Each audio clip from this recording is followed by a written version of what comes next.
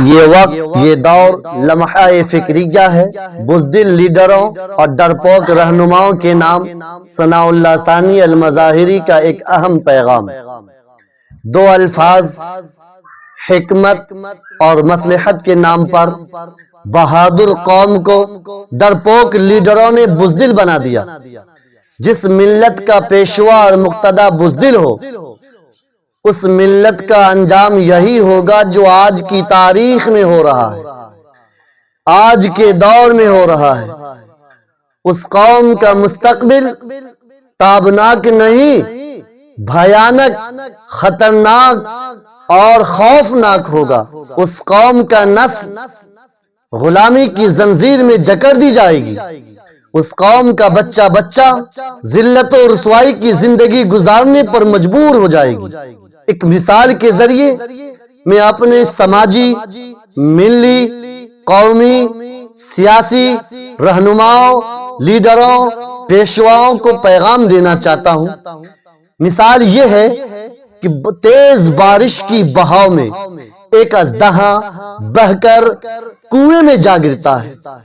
کنواں میں پہلے سے جتنے مینڈک تھے، سب نے اپنے سردار کے ساتھ مل کر حملہ آور ہوا، حملہ کر دیا۔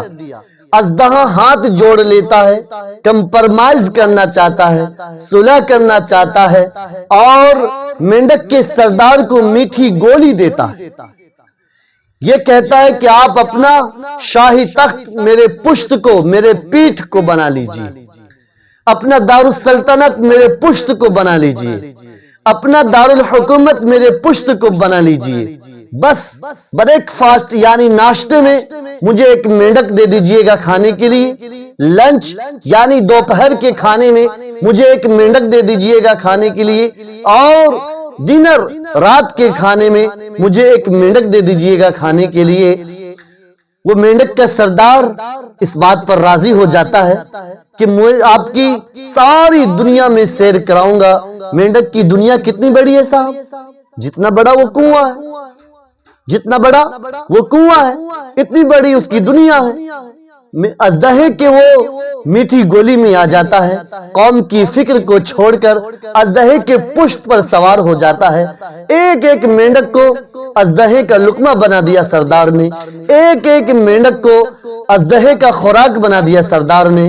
ایک وقت آیا، ایک لمحہ آیا، ایک دن ایسا آیا، ایک تاریخ ایسی آئی جس میں آہستہ آہستہ اژدہا سارے مینڈک کو کھا لیتا ہے۔ اب سردار کی باری آتی ہے۔ مینڈک اژدہا سردار سے کہتا ہے کہ نیچے اترو، اب تمہاری باری آئی ہے۔ وہ مینڈک کا سردار ڈر جاتا ہے، سہم جاتا ہے، خوف کھانے لگتا ہے، نیچے اترنے پر راضی نہیں ہوتا۔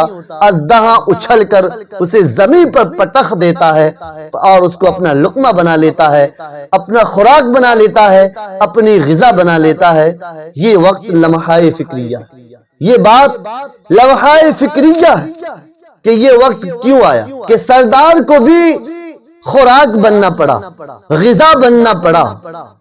اژدہے نے اس مینڈک کے سردار کو بھی کھا لیا۔ کیوں؟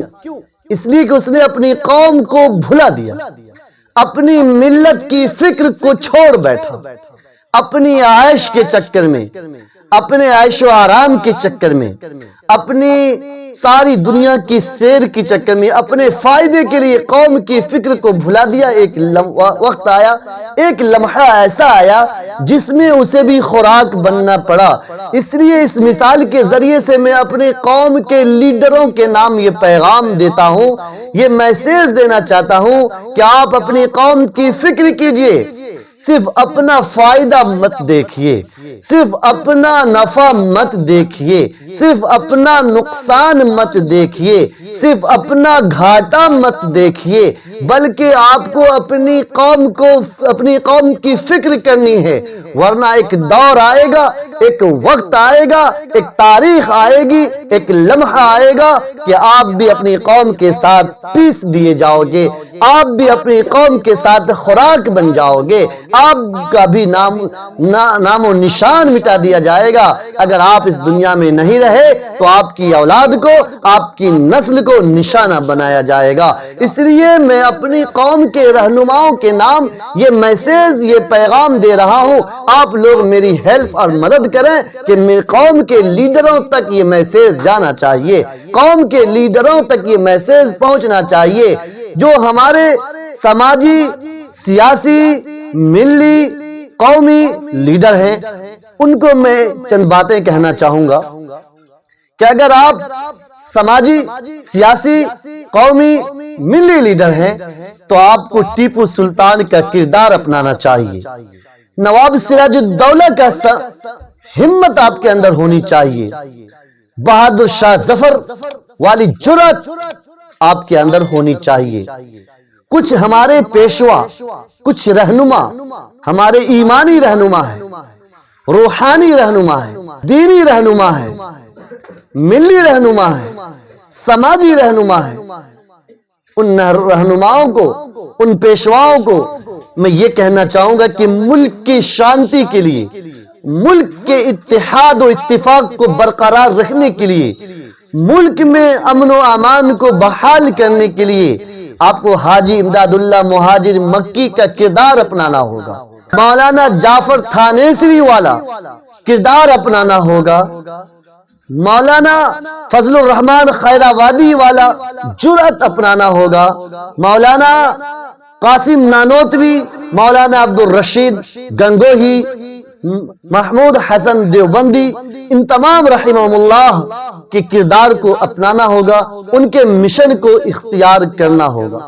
تیسرا میرا پیغام بیرونی ممالک سے ہے، جو 56 اسلامی کنٹری ہے، اسلامی کنٹری کے حکمرانوں سے ہے، اسلامی کنٹری کے لیڈروں سے ہے، اسلامی کنٹری کے پیشواؤں سے ہے، اسلامی ممالک سے ہے، بیرونی ممالک سے ہے، کہ اگر آپ اسلامی کنٹری کے حکمراں ہیں، لیڈر ہیں، ایم ایل اے ہیں، ایم پی ہیں، نیتا ہیں، یا دینی بڑے عالم دین ہیں، آپ کے پیچھے قوم ہے، آپ کی بات کو قوم مانتی ہے، تو سلطان صلاح الدین ایوبی والا جرأت پیدا کیجیے، نور الدین زنگی رحمہ اللہ والا حوصلہ پیدا کیجیے، محمود غزنوی والا مشن اختیار کیجیے، اس طریقے کو اپنائیے۔ اور دنیا دارالاسباب ہے، ہم دارالاسباب پر نظر نہ کرتے ہوئے، ہم سپر پاور پر نظر نہ کرتے ہوئے، ہم ایٹمی ہتھیاروں پر نظر نہ کرتے ہوئے دارالبقا کی طرف نظر کریں۔ جس طریقے سے ہم بڑے بڑے منچ سے، بڑے بڑے میٹنگ سے، بڑے بڑے پروگرام سے اپنے عوام کو، اپنی قوم کو تعلیم دیتے ہیں، سبق دیتے ہیں کہ توکل علی اللہ کیجیے، اللہ پر بھروسہ کیجیے، ہمارے حکمرانوں کو بھی چاہیے کہ کون سپر پاور اس سے نظر انداز کر کے اپنے مشن میں لگے رہیں، اپنے کام میں لگے رہیں، اور انشاءاللہ جب ہم یہ طریقہ اختیار کریں گے، اپنا لیڈر، اپنا رہبر، اپنے ماضی کے لیڈر کو دیکھیں گے، ماضی میں جو ہمارے لیڈر رہے ہیں، جو پیشوا رہے ہیں، ان کے کردار کو، ان کے ہمت کو، ان کے حوصلہ کو اپنائیں گے، ان کی تدابیر کو، ان کی حکمت کو اپنائیں گے، ان کی مصالحت کو اپنائیں گے، تو کل بھی ہم کامیاب تھے اور آج بھی کامیاب رہیں گے، کل بھی ہم عزت کے ساتھ زندگی گزارتے تھے اور آج بھی عزت کے ساتھ زندگی گزاریں گے۔ یہ ناچیز ثناء اللہ ثانی المظاہری کا پیغام لیڈروں تک، رہنماؤں تک، پیشواؤں تک آپ لوگ پہنچا سکتے ہیں، اس میں میری مدد کریں۔ آپ سے اپیل ہے کہ میرا پیغام رہنماؤں تک جانا چاہیے۔ اللہ تبارک و تعالی سے دعا ہے اللہ پاک ہم سبوں کو اچھی خیر کی باتوں پر عمل کی توفیق عطا فرمائے۔ حاضرین، انہی چند باتوں کے ساتھ میں آج اپنی بات ختم کر رہا ہوں، اور میں چھوٹا انسان، ادنا سا طالب علم ثناء اللہ ثانی المظاہری گفتگو کر رہا ہوں، ممکن ہے کہ کچھ گستاخیاں ہو گئی ہوں گی، اس کے لیے معذرت خواہ۔